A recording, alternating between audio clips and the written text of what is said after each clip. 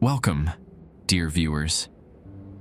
For more exclusive, thrilling stories every week, join our membership. Sit back, relax, and sip your coffee. Enjoy. The train stopped running through Baton Rouge Junction in 1987, but they never stopped arriving. My name is Etienne Thibodeau, and I've been the night watchman here for 3 months now. Most folks around Livingston Parish think I'm crazy for taking this job, especially after what happened to the last guy. But when you're 42 with a bum knee from Desert Storm and your shrimp boat gets repossessed, you don't get picky about work. I grew up in Thibodeau proper, down in Lafourche Parish where the bayous run thick with cypress and secrets. My grand-mère used to tell stories about things that walked between worlds, creatures that wore faces like masks and hunted in the spaces where reality gets thin. I thought they were just old Cajun folklore until I moved up here to the capital region. The junction sits about 15 miles southeast of downtown Baton Rouge, where the old Illinois Central line used to branch off toward New Orleans. These days, it's nothing but weeds growing through cracked concrete and the single security booth that smells like decades of coffee and fear. The switching tower looms over everything like a rusted cathedral. Its windows boarded up except for one at the very top that someone forgot about. Every night at 11:47 p.m., I hear that whistle cutting through the humid Louisiana air. Not like a scream, more like a woman calling for her lost child. The sound bounces off the empty grain silos and makes the Spanish moss and the live oaks tremble. When I look out through the bulletproof glass of my booth, I can see them, the passengers. They stand where Platform 3 used to be, before Hurricane Andrew knocked it into splinters. Men in fedoras and wool coats despite the heat. Women in dresses that went out of style when my daddy was young. Children clutching teddy bears with button eyes that catch the moonlight. All of them waiting for a train that died 23 years ago. The worst part isn't seeing them. It's when they see me back.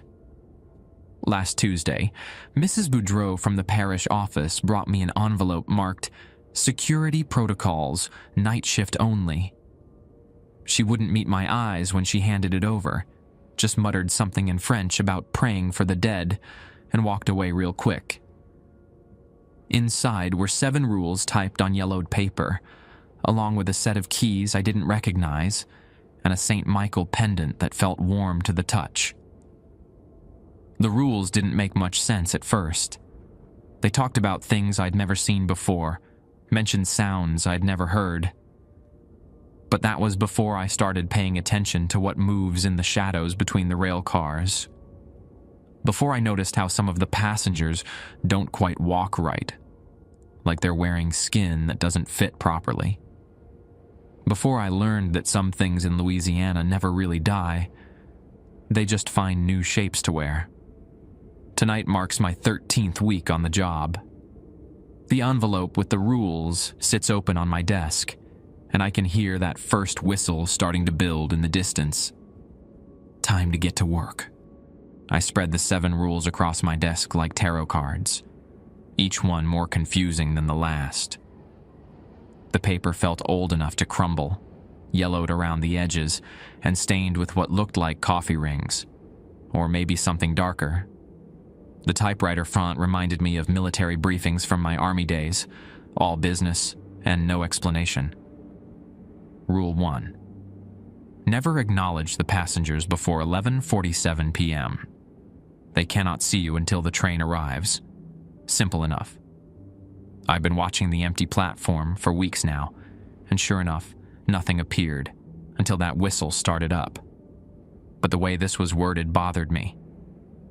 They cannot see you implied they wanted to. Rule 2.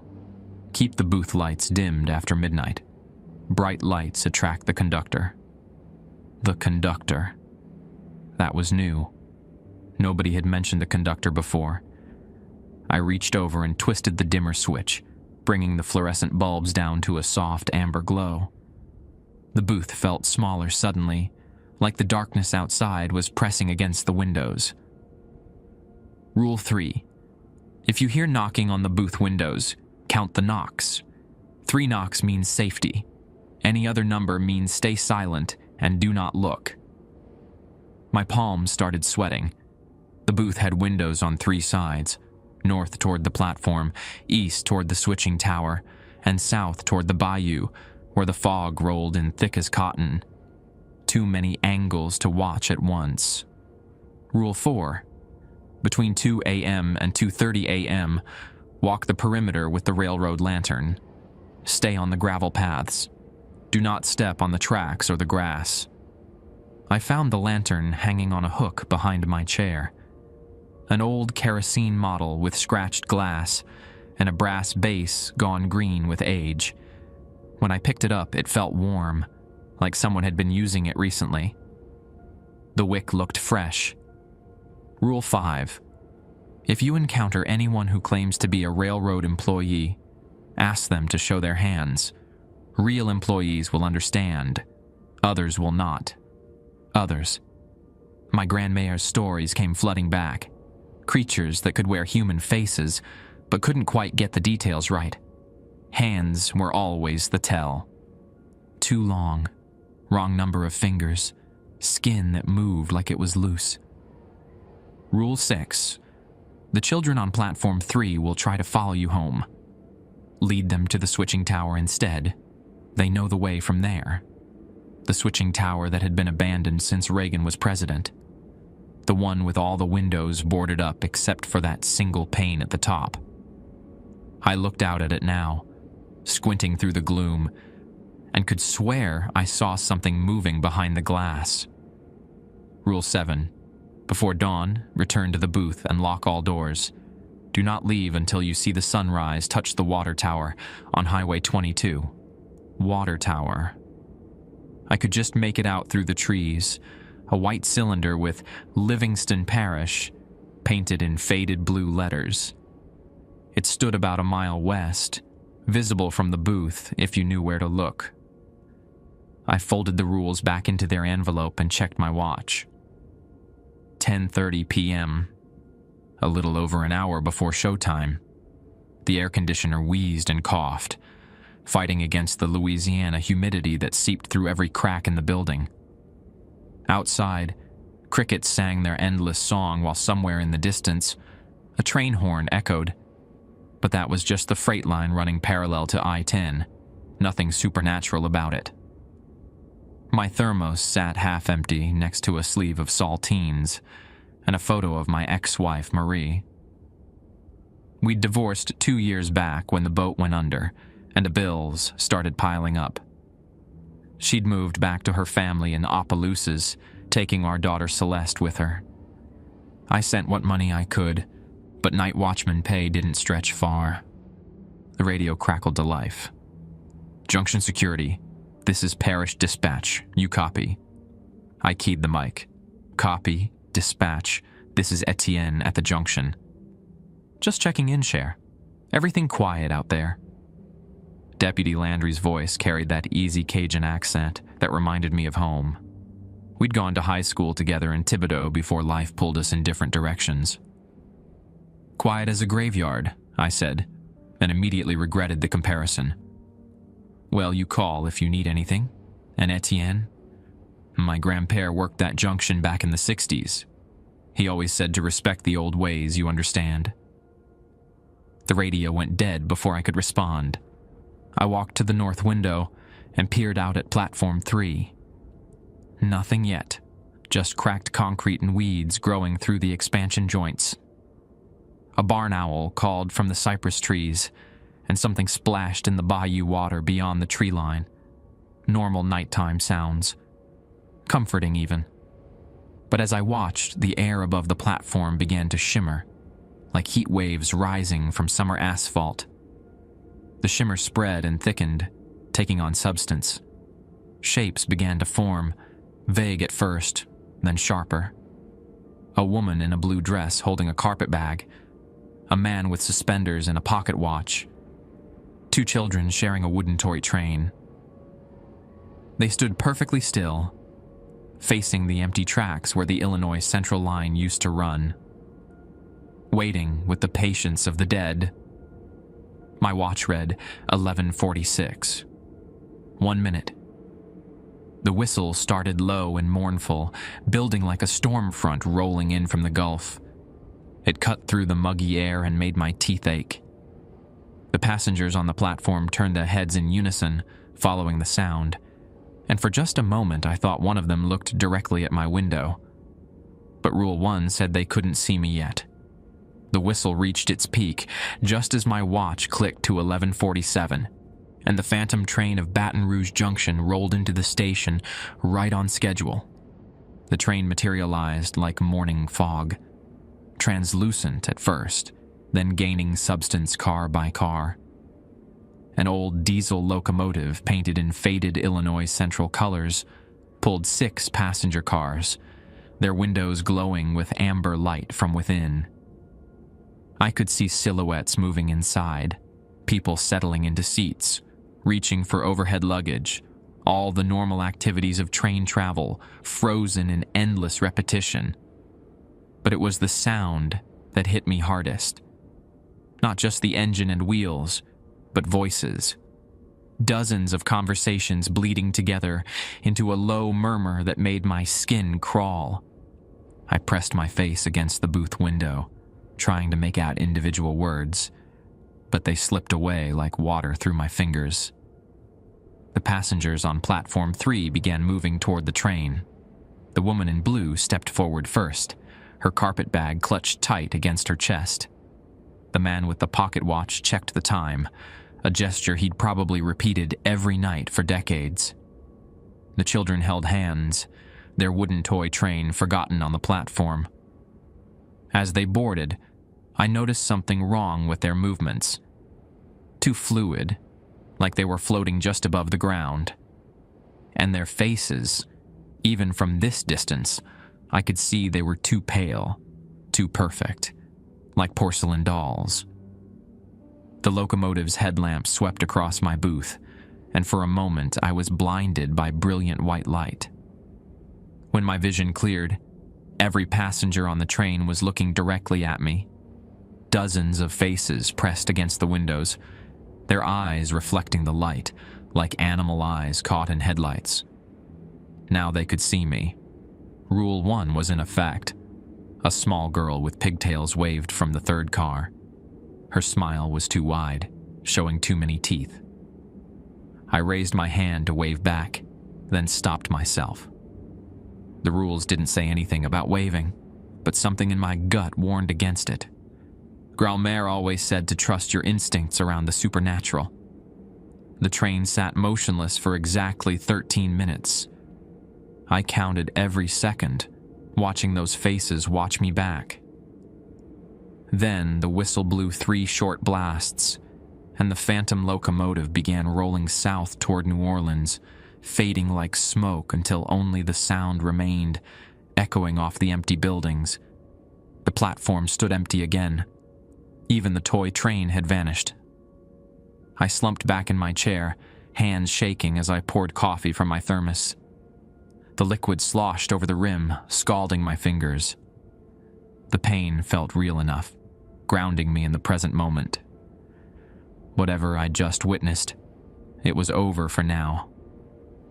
The radio crackled. "Junction security, you still there, Cher?" "Still here, Landry." My voice came out rougher than I intended. "You sound rattled. Everything okay?" I almost told them about the train, about the passengers with their hungry eyes and wrong smiles. But something held me back. Maybe the tone of his earlier warning, or maybe just the knowledge that some things can't be shared over radio frequencies. "Just tired," I said instead. "Well, stay alert out there.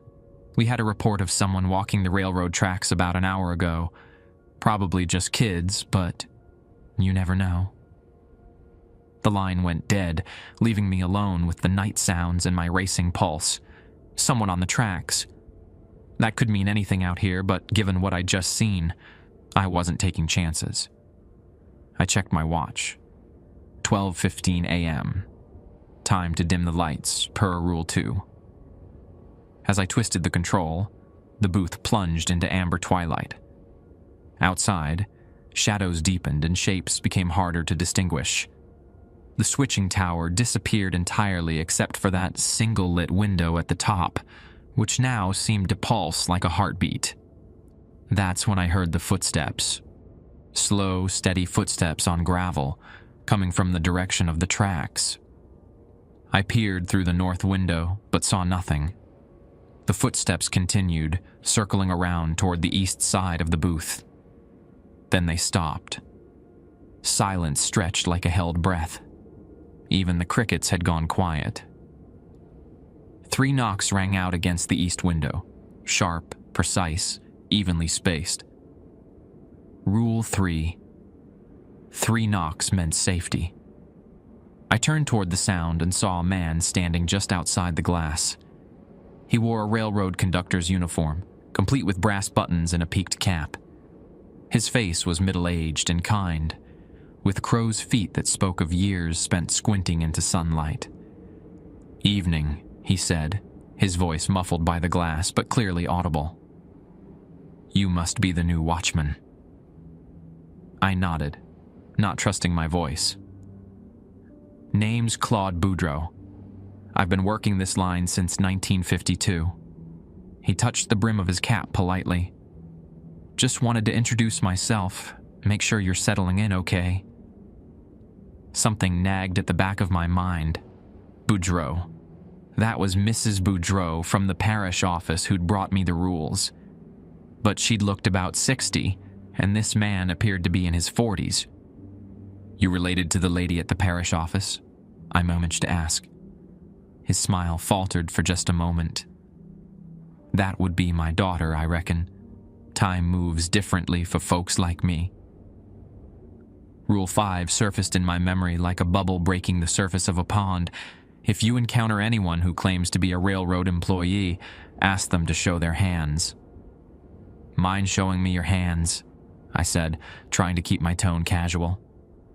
The conductor's smile returned, warm and understanding. He stepped closer to the window and pressed both palms against the glass.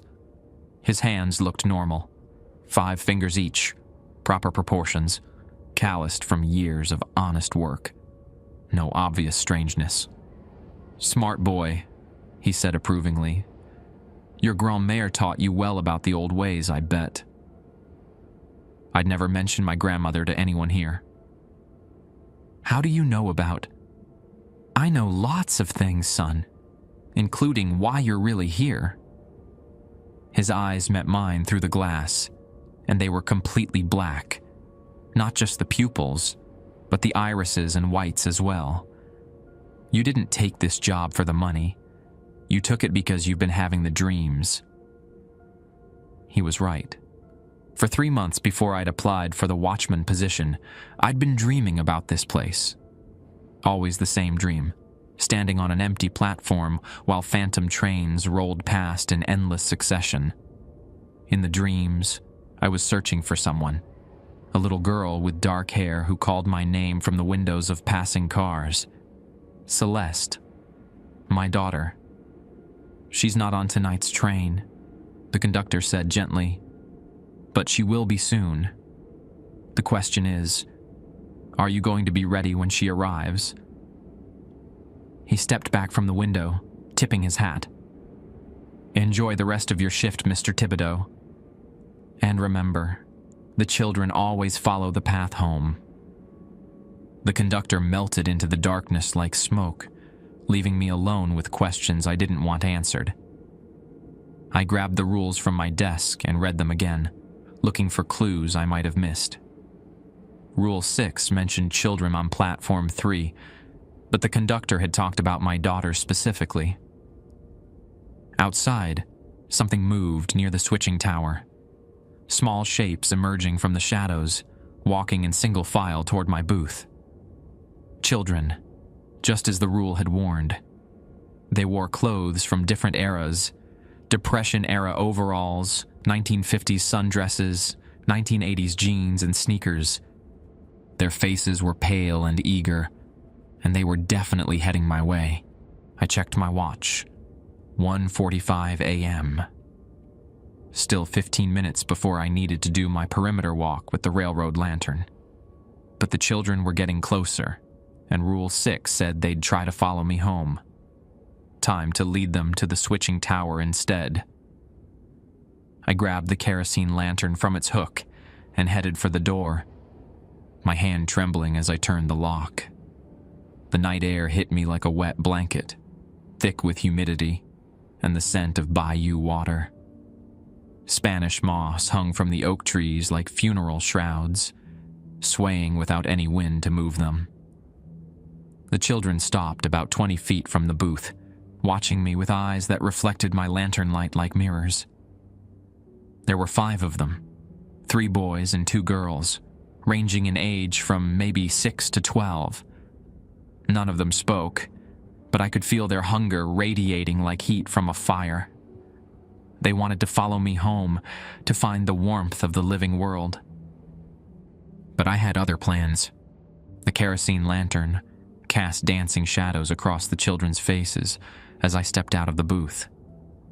They didn't move toward me, but I could feel their anticipation, like electricity in the air. Their eyes never left mine, and I noticed they didn't blink, not even once. "All right, little ones," I whispered, surprised at how steady my voice sounded.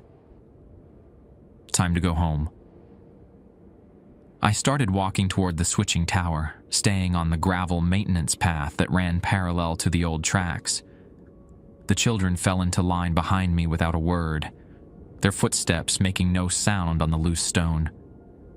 When I glanced back over my shoulder, I saw them floating just above the gravel, their feet never quite touching the ground.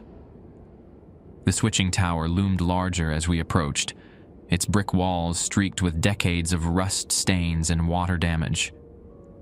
Hurricane Andrew had knocked out most of the windows, but iron bars still covered the openings like broken teeth.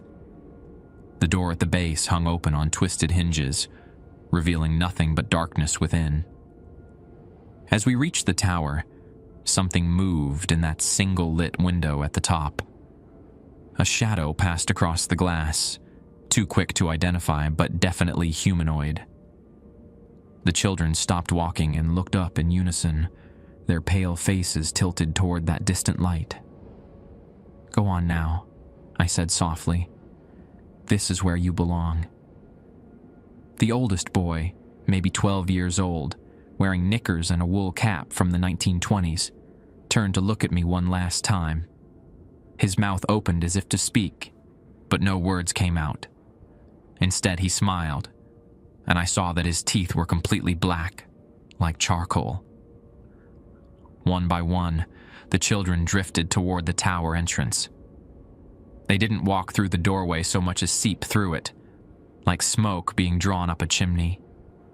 Within moments, they had all vanished into the darkness, leaving me alone with my lantern in the oppressive Louisiana night. The light in the upper window went out. I checked my watch. 1:58 a.m. Almost time for the perimeter walk. Rule 4 said to stay on the gravel paths between 2 o'clock and 2:30, avoid the tracks and grass. Simple enough, except that the gravel paths formed a rough rectangle around the junction grounds, and I'd have to pass close to several areas that made my skin crawl. At exactly 2 a.m., I began my circuit. The first leg took me north along the old Platform 1, where weeds had grown through the concrete in strange, spiraling patterns. My lantern light caught something metallic among the undergrowth, a child's lunchbox, rusted but intact. The image on the front showed a cartoon locomotive with a smiling face. When I looked closer, the paint seemed to shift in the flickering light, and for a moment, the train's smile looked more like a grimace. I kept walking, staying carefully on the gravel. The eastern path led me past the old freight depot, a long wooden building that had been gutted by fire sometime in the 90s. Through the broken windows, I could see the skeletal remains of loading equipment and the charred stumps of support beams. But there was something else in there too. Shapes moving in the darkness, too large to be rats or possums. As I passed the depot, I heard voices from inside, not words exactly, but the cadence of conversation, rising and falling like normal human speech. The sounds followed me for about 50 yards before fading away. The southern path was the worst. It ran along the edge of the bayou, where cypress trees draped with Spanish moss created a natural tunnel. The air grew thick and humid here, heavy with the scent of stagnant water and decay. Something splashed in the darkness beyond my lantern's reach. Something much larger than a fish or turtle. Halfway down the southern path, I heard footsteps behind me. Not the soundless floating of the ghost children, but heavy boots on gravel. Human footsteps, matching my pace exactly. When I walked faster, they walked faster. When I slowed down, they slowed down too. I stopped and turned around, raising the lantern high. Nothing. Just empty gravel path stretching back toward the depot. But when I resumed walking, the footsteps resumed too, always exactly 12 paces behind me. I counted them, hoping the rhythm would calm my nerves, but it only made things worse. The footsteps were too regular, too perfect, like a metronome set to the tempo of human stride. The western path completed the rectangle, bringing me back toward my booth along the edge of Highway 22. This should have been the safest light of the walk, closest to civilization, farthest from the supernatural hot spots of the junction. But as I walked, I began to notice that the reflector posts along the highway were blinking in sequence, like landing lights on an airport runway. That wasn't possible. Reflector posts were passive. They only shone when car headlights hit them. But these were pulsing with their own internal light, creating a pattern that led away from the junction toward the dark woods beyond. The footsteps behind me stopped. I turned around slowly, lantern held high, and saw him standing about 20 feet away. The conductor, Claude Boudreau, or whatever was wearing his face. In the lantern light, his uniform looked different, older, more worn, with patches I hadn't noticed before. His brass buttons were tarnished green, and his peaked cap sat at a slightly wrong angle. "You're doing well, son," he said, his voice carrying easily across the distance between us. "Most folks don't make it past the first night." "What happened to the last watchman?" I asked, surprised by my own boldness. The conductor's smile never wavered. "Poor old Johnny Bro. He forgot Rule 4, stepped off the gravel to chase after something he thought was his dead wife." He shook his head sadly. "The grass claimed him. Been fertilizing the junction grounds ever since." I looked down at my feet, making sure I was still firmly on the gravel path. A few yards to my left, the grass grew in thick, uneven clumps. But when I looked closer, I realized the clumps had a pattern to them, roughly human-shaped mounds scattered across the field like sleeping bodies. "How many watchmen have there been?" I asked. "Oh, dozens over the years. The job has a high turnover rate." He chuckled at his own dark humor. "But you're different, Etienne. You've got the sight, like your grand-mère. You can see what others miss. My grandmother's dead. She died 5 years ago." "Dead is a relative term around here, son. Your grand-mère sends her regards, by the way. She's proud of how you turned out, despite all the troubles with Marie and the boat and such." Marie, my ex-wife. I'd never mentioned her name to anyone at the junction. "You know what I think?" The conductor continued, taking a step closer. "I think you came here for more than just a paycheck. I think you came here because you've been hearing her voice." Celeste. My daughter's voice, calling to me in dreams, calling for her papa to come find her. She's not dead, I said firmly. My daughter is alive. She lives in Opelousas with her mother. The conductor's expression grew genuinely sad. Oh, son. You really don't remember, do you? The accident on Highway 190. The way that 18-wheeler ran the red light at the intersection near Krotz Springs. The words hit me like a physical blow. Suddenly, I was back in my truck, driving to pick up Celeste for her weekend visit. Suddenly, I could smell the diesel fuel and hear the screech of brakes and feel the impact that sent my world spinning into darkness. No, I whispered. That's not... I would remember. Trauma does funny things to memory, the conductor said gently. Sometimes the mind protects us from truths too painful to bear. You've been carrying that guilt for 3 months now, thinking if you'd just left 5 minutes earlier, or taken a different route, or... Stop. My hand was shaking so hard the lantern light danced wildly across the gravel. Just stop. But the memories were flooding back now, unstoppable as bayou water. The funeral I'd watched from a distance, too broken to approach. Marie's accusations, her tears, the way she'd looked at me like I was a monster. The drinking that followed, the lost jobs, the foreclosure notice on the shrimp boat, the dreams that started 3 months ago. Celeste's voice calling to me from the windows of phantom trains. She rides the 1147 every night, the conductor said softly, waiting for her papa to wave back, to acknowledge her, to forgive himself enough to let her rest. I looked back toward the switching tower, where the children had disappeared into darkness. One of those children had been my daughter, and I'd led her away without recognizing her face. The tower, I gasped. I need to go to the tower. The conductor shook his head. Not yet, son. Not until you've finished your duties. Rules exist for a reason around here, and breaking them has consequences. You've still got 10 minutes left on your patrol. I looked at my watch. 2:20 a.m. 10 minutes until I could return to the booth. 10 minutes until I could run to the switching tower and find my daughter among the ghost children. 10 minutes that felt like eternity. She forgives you, you know, the conductor said as he began to fade back into the darkness. Children always do. It's the living who have trouble letting go. His voice echoed off the empty buildings as his form dissolved. Finish your patrol, Etienne. Stay on the gravel. And remember, dawn is still a long way off. I stood alone on the western path, lantern trembling in my grip, counting down the minutes until I could run to my daughter.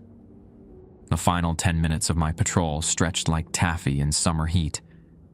Every step on the gravel path felt weighted with lead, my legs fighting against the desperate urge to run straight to the switching tower.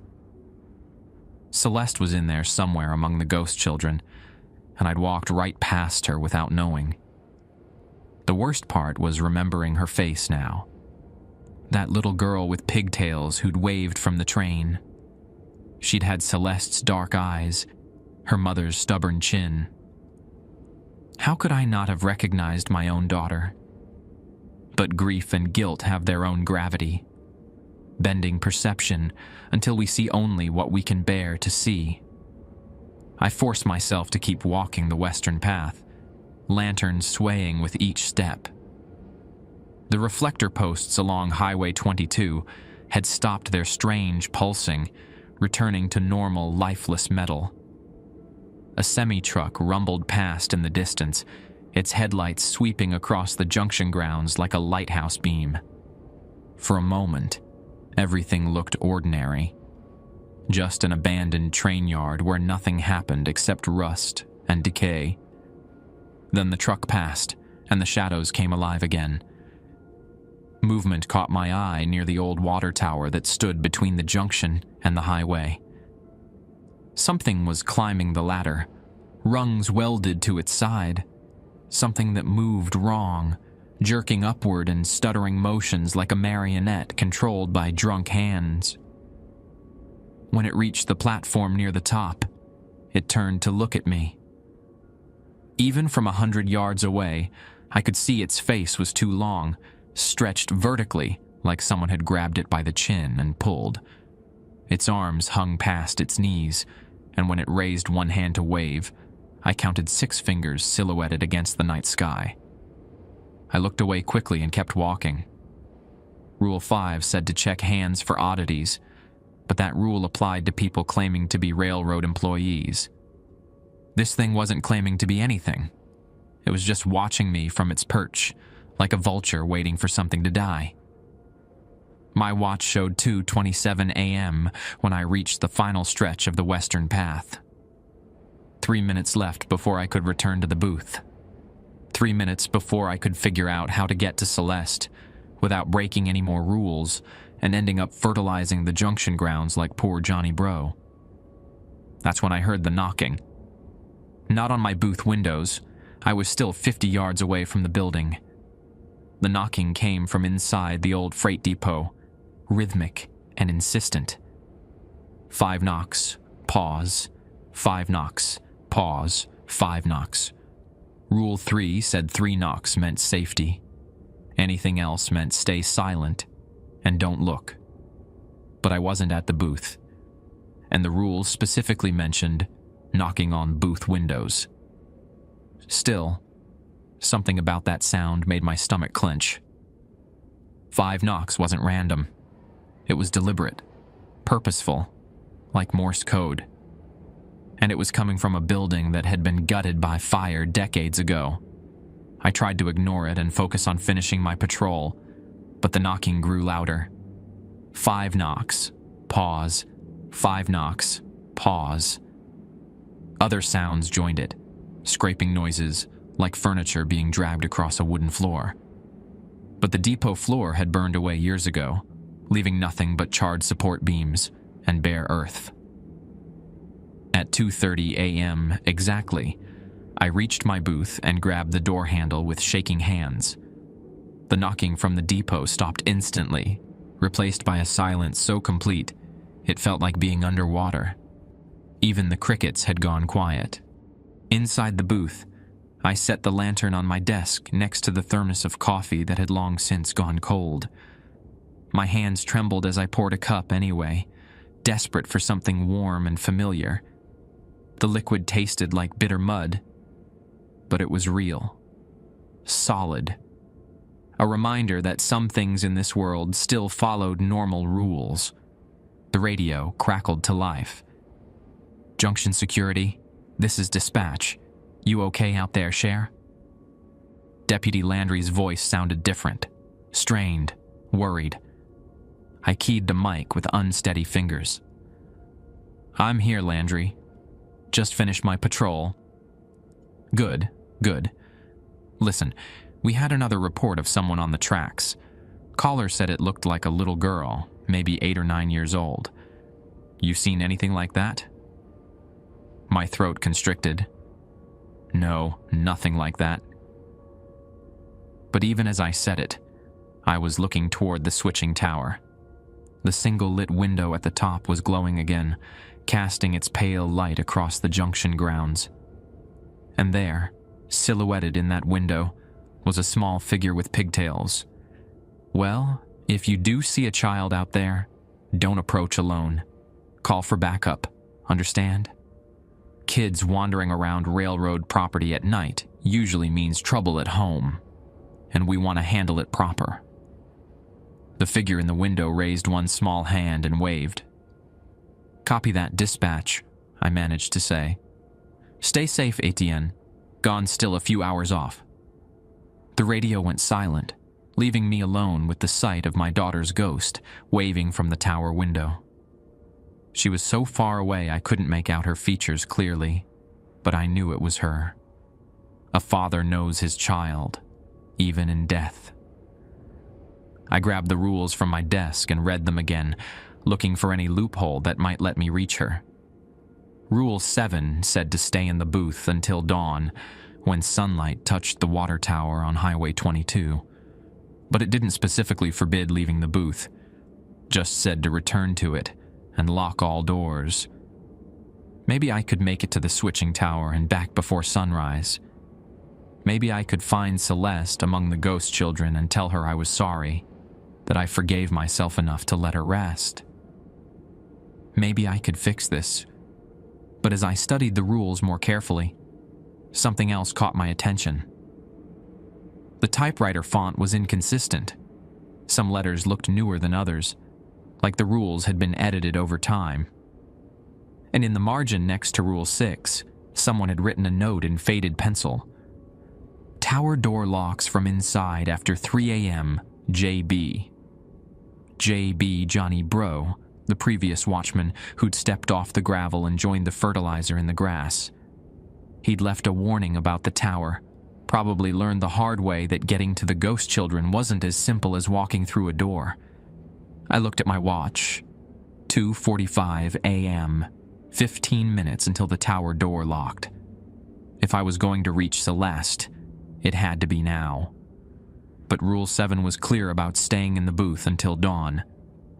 And the conductor had warned me about breaking rules, about the consequences that came with ignoring the protocols that kept this place from claiming another watchman.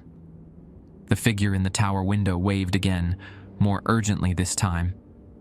She pressed both hands against the glass, and even from this distance I could see her mouth moving. She was calling to me, trying to tell me something important.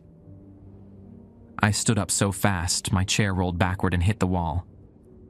My daughter needed me.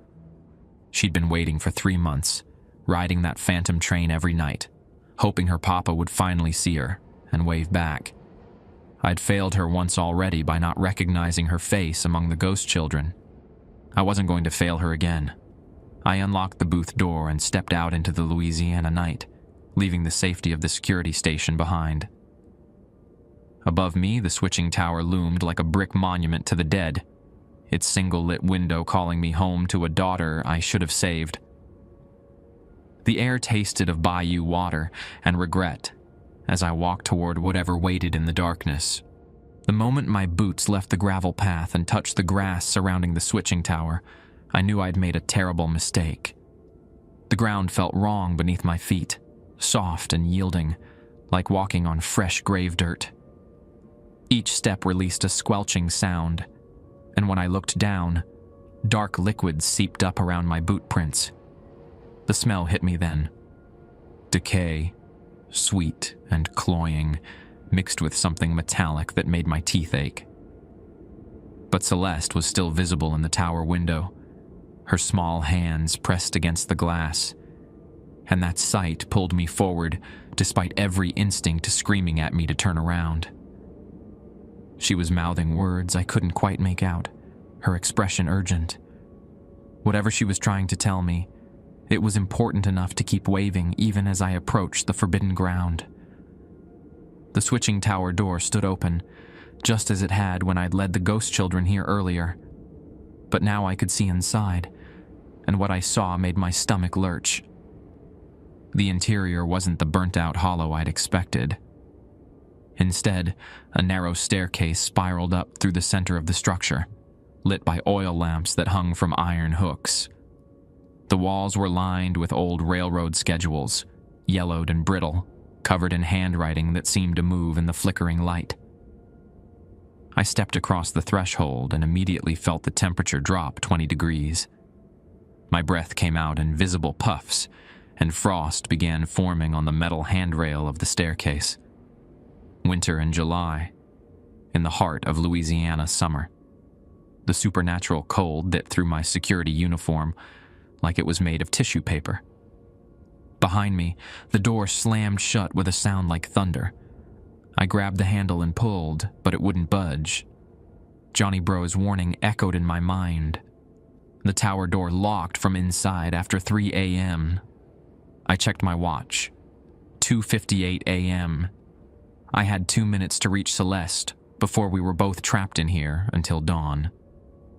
The staircase groaned under my weight as I began climbing.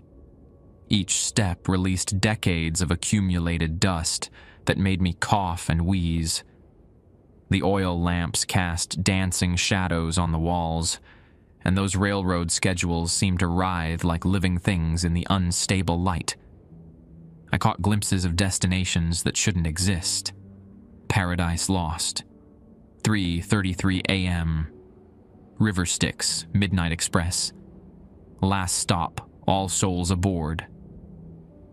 Halfway up, I heard footsteps above me. Not the soft patter of a child's feet, but heavy boots descending from the upper levels. I pressed myself against the wall as a figure emerged from the shadows above. It was another railroad worker, dressed in overalls and a denim cap. He carried a lantern in one hand and what looked like a railroad spike in the other. When he saw me, he smiled, revealing teeth filed to sharp points. Well, well, another night watchman breaking the rules. His voice was like gravel being poured into a metal bucket. You know what happens to rule breakers around here, don't you, son? Rule 5. Ask to see their hands. Show me your hands, I said, trying to keep my voice steady. The worker laughed and held up his free hand. It was pale and normal looking, with the calluses and scars of someone who'd spent years working with tools. But as I watched, the fingers began to elongate, stretching like taffy until they were twice their normal length. The nails grew into curved claws that scraped against the brick wall. Satisfied? He asked, flexing those grotesque fingers. I used to be a real railroad man, you know. Worked this line for 37 years before the accident took me. But death don't mean retirement around here.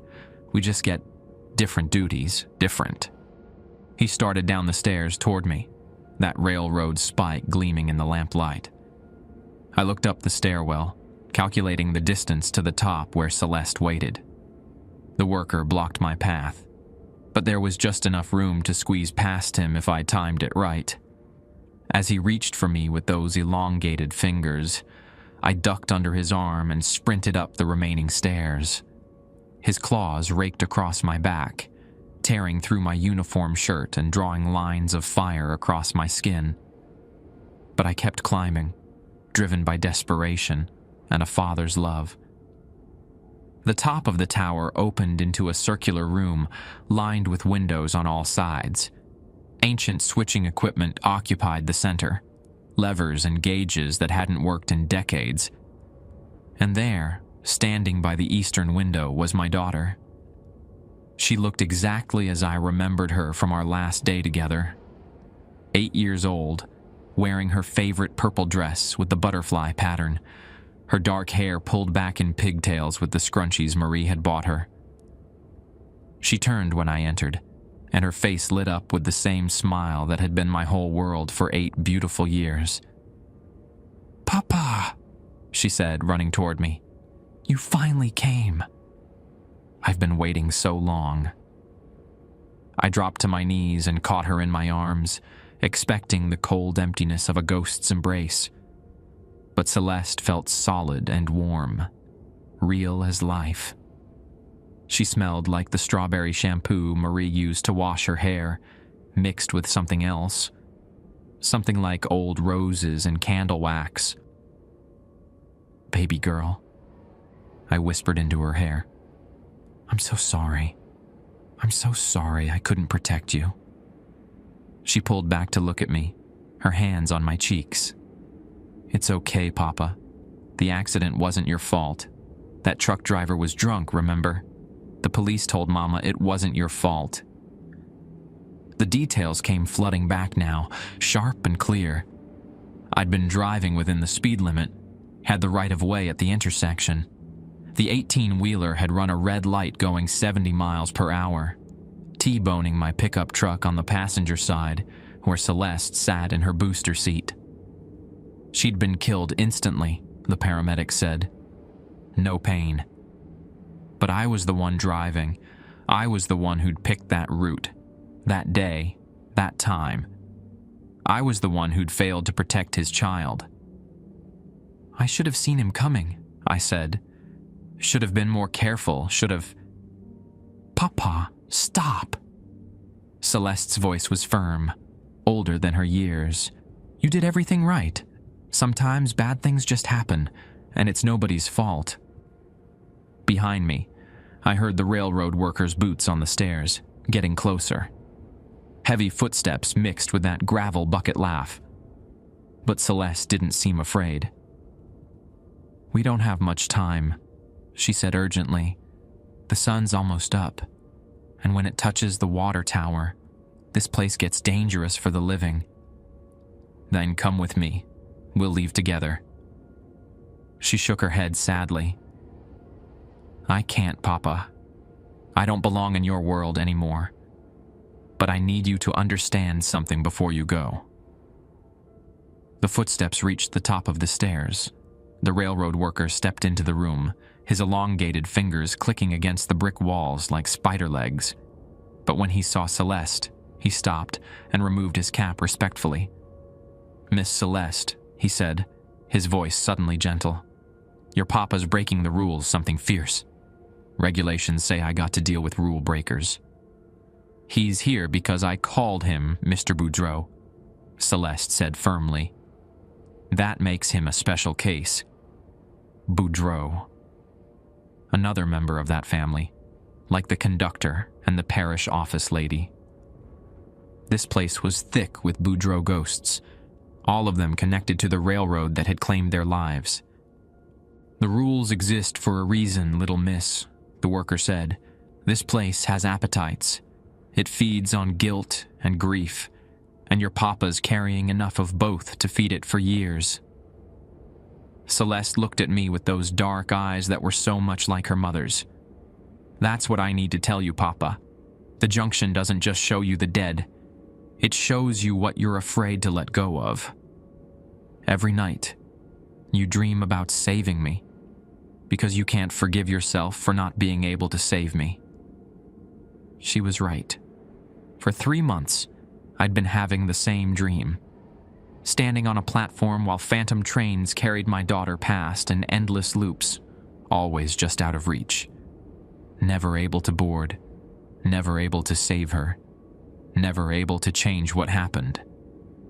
But Papa, she continued, holding on to that guilt isn't helping anybody. It's not bringing me back, and it's keeping you from living.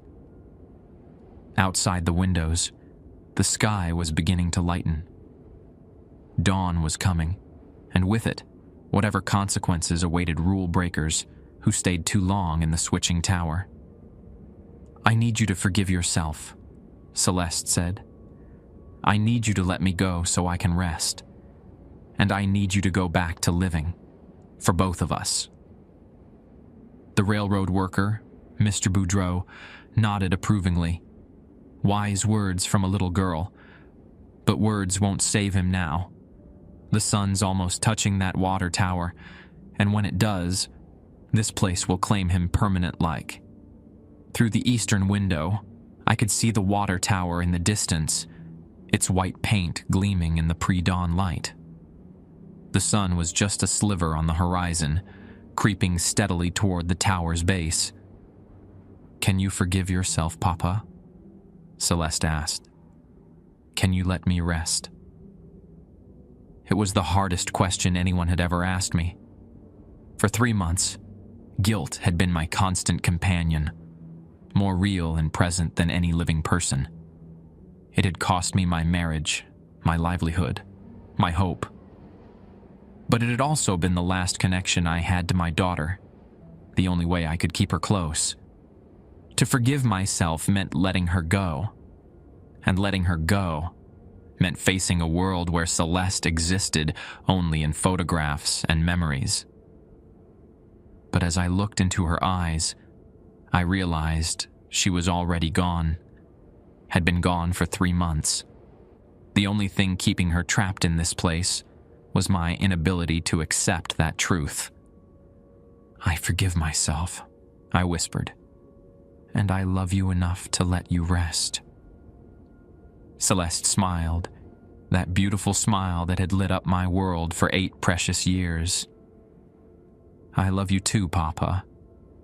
Now run." She kissed my forehead, and the touch burned like ice.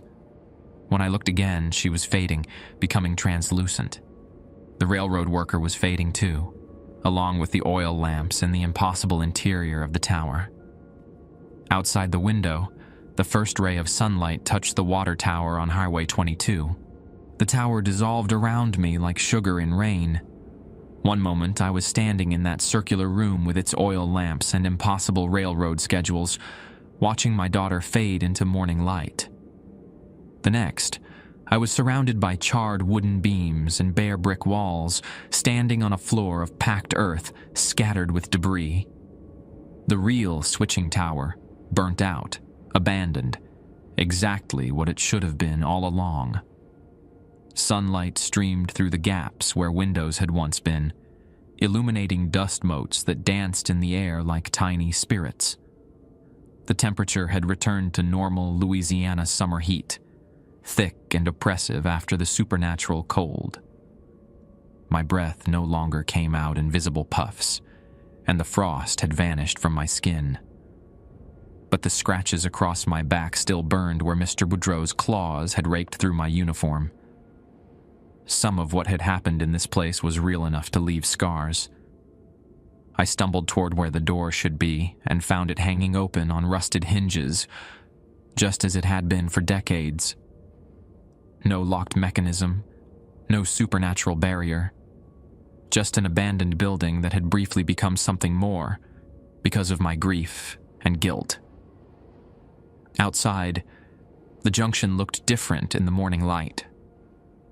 The grass around the tower was normal green, not the sickly color I'd seen during the night.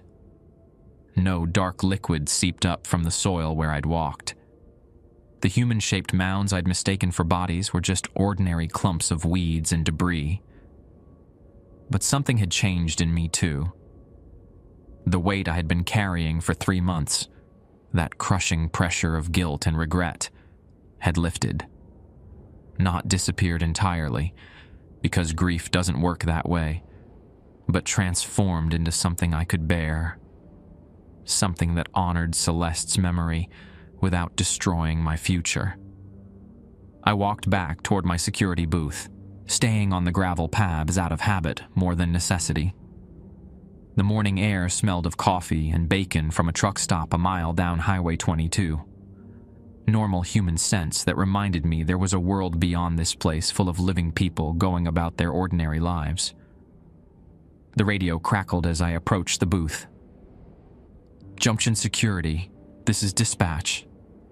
Etienne, you there, Cher?" I keyed the mic with steady hands. "Here, Landry." "Good. Had some calls about strange lights coming from the junction around dawn. Everything okay out there?" I looked back at the switching tower, now just a burnt shell against the lightning sky. All quiet now. Probably just car headlights reflecting off the old equipment. "Copy that. Listen, we got some news about that missing child report from last night.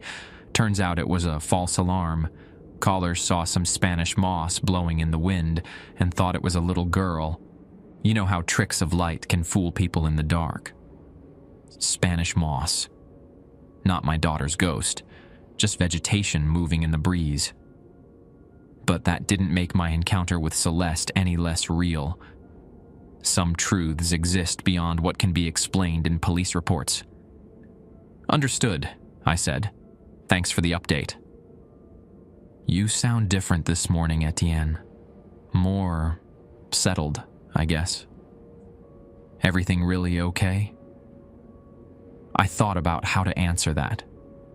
How do you explain to someone that you've spent the night confronting your dead child and learning to forgive yourself for failing to prevent the unpreventable? "I think it's going to be," I said finally. After Landry signed off, I sat in my booth and pulled out the rules that had governed my nights here. The yellowed paper looked different now, less ominous. The typing was still inconsistent, but I could see it for what it really was. Multiple watchmen over the years, adding their own warnings and observations, trying to help the next guy survive this place. Rule 1. Never acknowledge the passengers before 11:47 p.m. They cannot see you until the train arrives. But what if the passengers were just manifestations of grief and guilt? What if they only appeared to people carrying emotional burdens heavy enough to power supernatural phenomena? Johnny Bro, the previous watchman who'd stepped off the gravel and joined the fertilizer. Maybe he'd been carrying his own load of regret and shame that this place had fed on until it consumed him entirely. Rule 2. Keep the booth lights dimmed after midnight. Bright lights attract the conductor who knew things about my past, my family, my failures, who spoke with the voice of authority, but served the junction's appetite for human suffering. Now that my guilt was no longer feeding that appetite, would he still appear? I wouldn't know until tonight. My phone buzzed with a text message. I pulled it out, expecting some work-related communication, but the sender was listed as Marie, my ex-wife. We hadn't spoken since the funeral 3 months ago, when she'd blamed me for the accident in language that had stripped away what little self-worth I had left. Seeing her name on my phone made my chest tighten with old anxiety. The message was short. Etienne, I need to talk to you. Can you call me when you get a chance? It's important. I stared at the screen for a long time before dialing her number. She answered on the first ring, as if she'd been waiting by the phone. Etienne? Her voice sounded different, softer, less angry than I remembered. It's me, Marie. Got your text. She was quiet for a moment, and I could hear traffic in the background. She was probably on her way to work at the insurance office in Opelousas, starting another day of trying to rebuild her life without our daughter. I had a dream about Celeste last night, she said finally. She came to me and said she'd talk to you, that you finally forgave yourself. She looked so peaceful, Etienne, so ready to rest. My throat closed up. Marie, I blamed you for the accident, she continued, her voice breaking. I was so angry and hurt that I needed someone to be responsible, someone to hate. But it wasn't your fault, and I knew it even then. The police report was clear. That truck driver was drunk, ran the red light. There was nothing you could have done. I leaned forward in my chair, gripping the phone tight. I should have been more careful. Should have looked both ways twice. Should have... Stop. The firmness in her voice reminded me of Celeste telling me the same thing. We both made that same mistake, thinking we could have controlled what happened. But some things are just... They're just tragedies, Etienne. Nobody's fault. Through the booth window, I watched a red-winged blackbird perch on one of the old railroad signs. It preened its feathers in the morning sun, completely unaware of the supernatural drama that had played out here during the night. Life going on, indifferent to human grief. I miss her so much, I whispered. I know. I miss her too. But in my dream, she looked free. Like she'd been waiting for us to stop torturing ourselves so she could move on. Marie's voice grew stronger. I think maybe it's time we both tried to live again. For her. After we hung up, I sat in the booth watching the sun climb higher above the Louisiana landscape. The morning shift supervisor would arrive in a couple hours to relieve me, and I could go home to my little rental house and try to sleep. But first, I had one more thing to do. I pulled out a piece of paper and a pen from my desk drawer. At the top, I wrote Rule 8 in careful block letters. Then I added my own warning for whoever came after me. Some rules exist to protect you from external dangers. Others exist to protect you from yourself. The most important rule of all, forgive yourself for things beyond your control, or this place will feed on your guilt until there's nothing left. I signed it E.T.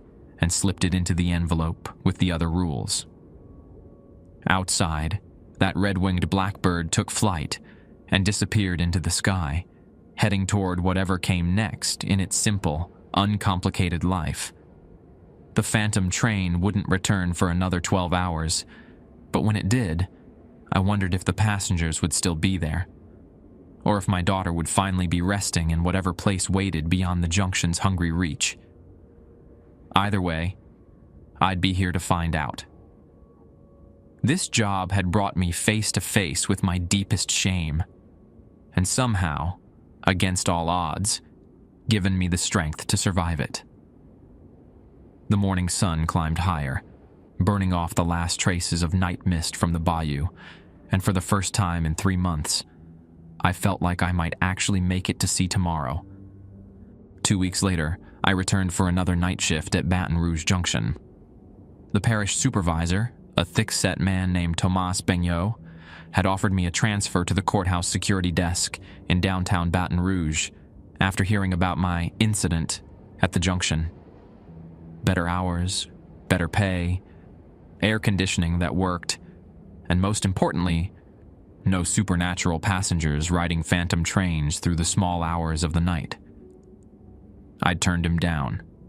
Some might call that crazy, but I had my reasons. The junction had become more than just a job to me. It was where I'd faced the worst parts of myself and somehow found a way through.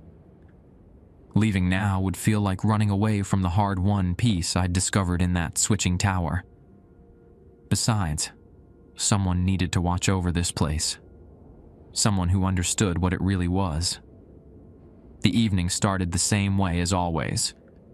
I arrived at sunset, checked the booth equipment, reviewed the incident log from the day shift. Everything looked normal.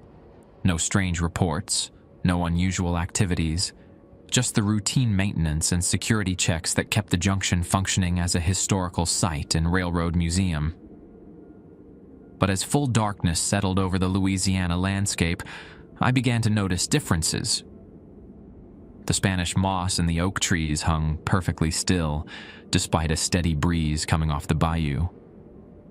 Nightbirds called from the cypress groves, but their songs sounded almost musical, like a choir warming up before a performance. Even the crickets seemed to chirp in harmony, rather than their usual chaotic symphony. At 10:30, I made my first coffee of the night and settled in to read the Times Picayune on my phone. The familiar ritual felt comforting, normal. But when 11:47 approached, I found myself looking toward the empty tracks with curiosity rather than dread. The whistle came right on schedule, but softer this time. Less like a scream, more like a distant church bell calling the faithful to evening prayer. The phantom locomotive materialized gradually, its headlamp casting gentle light instead of the harsh glare I remembered. The passengers were still there on Platform 3, but they looked different. The woman in the blue dress smiled as she boarded, her carpet bag no longer clutched defensively against her chest. The man with the pocket watch moved with easy confidence rather than desperate urgency. Even the children seemed less pale, more solid, as if they were gaining substance rather than losing it. And there, in the third car's window, I saw her.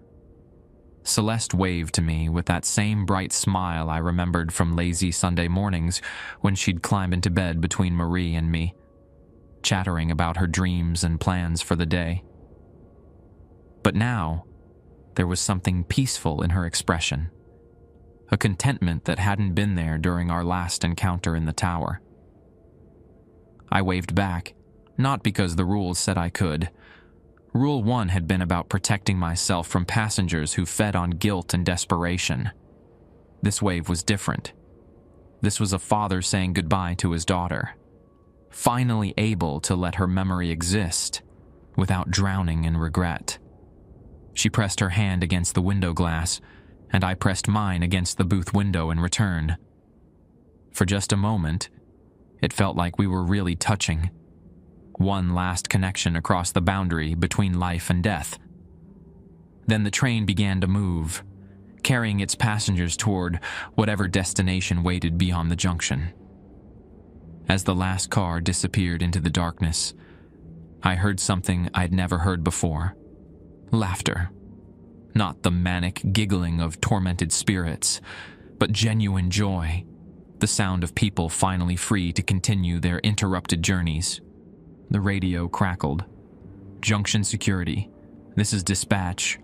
Everything quiet out there, Cher." "Peaceful," I said, and meant it. "Good to hear. You sound better these days, Etienne. More like your old self." My old self. The man I'd been before the accident. Before 3 months of crushing guilt and self-blame. I wasn't entirely that person again. Losing a child changes you in ways that never fully heal. But I was becoming someone new. Someone who could carry Celeste's memory without letting it destroy what remained of my life. The rest of the night passed without incident. No mysterious conductor appeared to share cryptic wisdom about guilt and forgiveness. No grotesque railroad workers lurked in the shadows with elongated fingers and filed teeth. The switching tower remained dark and empty, just an abandoned building slowly returning to nature. At 2 a.m., I made my perimeter walk with the railroad lantern, but this time, it felt like a pleasant stroll, rather than a dangerous mission. The gravel paths were just paths, the grass was just grass, and the sounds from the bayou were just normal nighttime wildlife going about their business. The freight depot that had once echoed with phantom voices now stood silent and still. Through its broken windows, I could see moonlight streaming across the empty floor, illuminating nothing more threatening than rust stains and old debris. When I reached the switching tower, I paused and looked up at the single unboarded window. It remained dark, but somehow welcoming rather than ominous. I have the strangest feeling that if I climbed those stairs again, I'd find nothing but burnt wood and crumbling brick. No oil lamps, no impossible schedules, no supernatural meetings with the dead. The Junction's appetite for human suffering had been fed for years by watchmen carrying their own loads of guilt and shame. Johnny Bro, the man before me, had probably faced his own demons in this place. Maybe he'd won. Maybe he'd lost. Either way, his warning about the tower door had helped me survive my own confrontation with the past. As I completed my circuit and returned to the booth, I thought about the note I'd added to the rules. Rule 8. Forgive yourself for things beyond your control, or this place will feed on your guilt until there's nothing left. Simple advice, but maybe it would help the next person who took this job carrying wounds that wouldn't heal. The phone buzzed with another text from Marie. Over the past 2 weeks, we'd been talking more. Not about reconciliation, because too much had changed for that, but about healing. About finding ways to honor Celeste's memory while still choosing to live. Visited the cemetery today, her message read. Left those purple flowers she loved. Felt peaceful for the first time in months. I typed back. She would like that. Purple was always her favorite. I'm thinking about going back to school, came her reply. Maybe social work, help other families dealing with loss. It was exactly the kind of thing Celeste would have supported, her mother using their shared pain to help other people find hope. I felt proud of Marie for finding her own path forward, and grateful that we were both learning to carry our grief without being consumed by it. At 4:30 a.m., with dawn still 2 hours away, I made a decision that would have been unthinkable during my first weeks at the Junction. I unlocked the booth door and walked outside, not because any rule required it, but simply because I wanted to feel the Louisiana night air on my face. The Junction spread out before me in the pale light of a waning moon. Empty tracks, abandoned buildings, weeds reclaiming what humans had built and left behind. but instead of feeling like a graveyard for broken dreams, it felt peaceful. A place where the past could rest without haunting the present. I thought about Deputy Landry's grandfather, who had worked this junction back in the 1960s, when trains still ran regular schedules and passengers were flesh and blood people traveling to real destinations. He'd told his grandson to respect the old ways, probably sensing that this place held memories too powerful to ignore. Maybe that's all the supernatural activity had ever been. The junction's way of remembering its purpose, of honoring the countless people who had passed through here on their way to somewhere else. The phantom train, the ghostly passengers, even the malevolent entities that fed on human suffering. All of them echoes of a time when this place had been alive with human hopes and fears and dreams. Now that I'd made peace with my own hopes and fears and dreams, the junction could rest too. At 6:45 a.m., the eastern sky began to lighten with the promise of sunrise.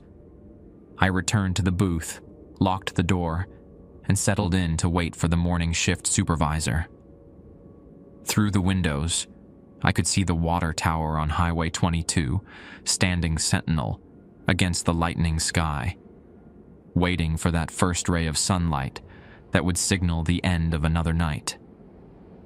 When Thomas Beignot arrived at 8 a.m., he found me reading the newspaper and sipping coffee like any other security guard, finishing a quiet shift. "How was the night?" he asked as we went through the shift change routine.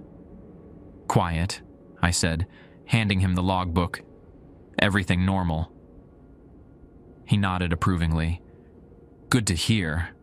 You know, Etienne, you've been doing solid work out here. Real solid. Keep it up, and there might be a supervisor position opening up in a few months." As I drove home through the Louisiana morning, past truck stops and churches and all the ordinary places where ordinary people live their ordinary lives, I thought about Celeste one more time. Not with the crushing weight of guilt and regret that had defined the past 3 months, but with simple love and gratitude for the 8 years we'd shared. She was gone, but she wasn't lost, and neither was I. The envelope containing the rules sat on my desk, thicker now than when I'd first received it. Over the past year, I had added several pages of notes and observations for whoever might take this job after me. Not just Rule 8 about self-forgiveness, but practical advice about the rhythm of the place, the difference between harmful supernatural activity and harmless echoes of the past. Tonight marked my anniversary at Baton Rouge Junction. Exactly 1 year since I'd first walked into this booth. Broken and desperate, carrying guilt that nearly consumed me. The scared man who'd taken this job because he had nowhere else to go felt like a stranger now. Marcus Duhan, the new day shift supervisor, had been asking questions about the night watch lately. Good questions. About why turnover was so high. About the reports of strange activity. About whether I felt safe working here alone. I appreciated his concern, but I'd learned that some truths couldn't be shared in incident reports or personnel files. Instead, I'd started leaving my own notes for a future night watchman. Tips about staying grounded, about not letting isolation and darkness play tricks with your mind, about the importance of dealing with whatever emotional baggage you brought to this place before it started dealing with you. The radio crackled with Deputy Landry's voice. "Evening check-in, Cher. How's our guardian of the rails doing tonight?" "Good evening, Paul." We were on first-name basis now, had been since I'd started attending the monthly poker games at his house in Gonzales. "All quiet out here." "You sound happy, Etienne. It's good to hear." Happy. I tested the word in my mind, turning it over like a smooth stone. When had I started feeling happy again? Not the desperate false cheer of someone trying to convince himself he was okay, but genuine contentment with the shape of my days. Marie had remarried in the spring, a good man named David, who worked as a counselor for families dealing with trauma. They'd invited me to the small ceremony, and I'd gone, feeling genuinely glad for her happiness. We'd found our way to being friends again, united by our love for Celeste, but no longer trapped by shared grief. I'd started dating someone too, Claire, a librarian from Denham Springs, who didn't mind that I worked strange hours and sometimes went quiet when memories caught up with me.